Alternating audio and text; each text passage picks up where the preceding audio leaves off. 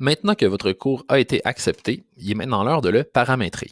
Donc, vous allez le retrouver dans la section où il a été créé et vous allez cliquer sur l'engrenage en haut à droite.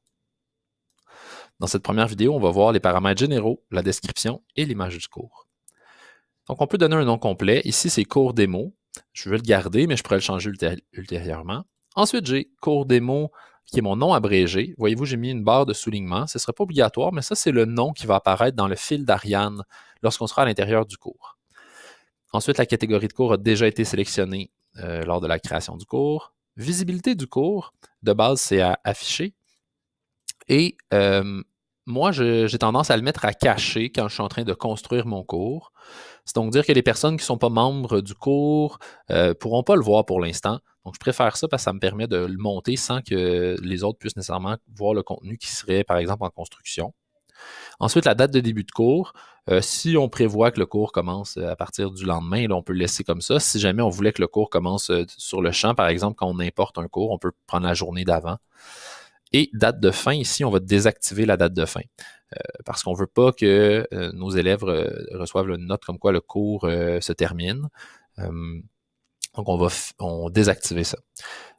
Mode date relative, cette option-là nous permettrait d'avoir des dates de remise d'activité qui seraient relatives à la date d'entrée dans le cours. Par exemple, on dit, bien, quand l'élève s'inscrit, disons 3 jours après son inscription, on veut qu'il y ait un devoir qui soit à faire avec une date de remise relative à sa date d'entrée.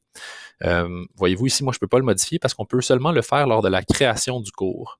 Et là, puisque vous avez fait une demande de création de cours, sans qu'on puisse activer l'option, ben, c'est comme une espèce de trou là, où on ne peut pas activer ça après avoir fait la demande de création de cours. Donc, si jamais vous voulez des modes date relative, il faudra écrire au soutien Moodle, puis demander la création du cours là, avec les dates relatives.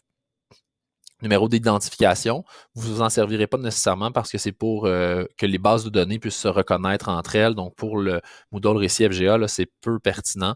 C'est un chiffre unique qu'on peut donner à un cours pour qu'il soit identifiable dans une base de données. Dans la description du cours, ici, c'est vide. On va utiliser des phrases courtes qui vont peut-être expliquer quel est le but du cours. Donc, moi, ici, ce serait cours pour Moodle, par exemple. Ensuite, l'image du cours. Par défaut, il n'y en a pas. Moi, j'ai déposé une image qui est libre de droit qui vient de Pixabay. Lorsqu'on dépose une image, on va pouvoir choisir la licence. Donc, moi, c'est une licence Creative Commons. Je vais modifier.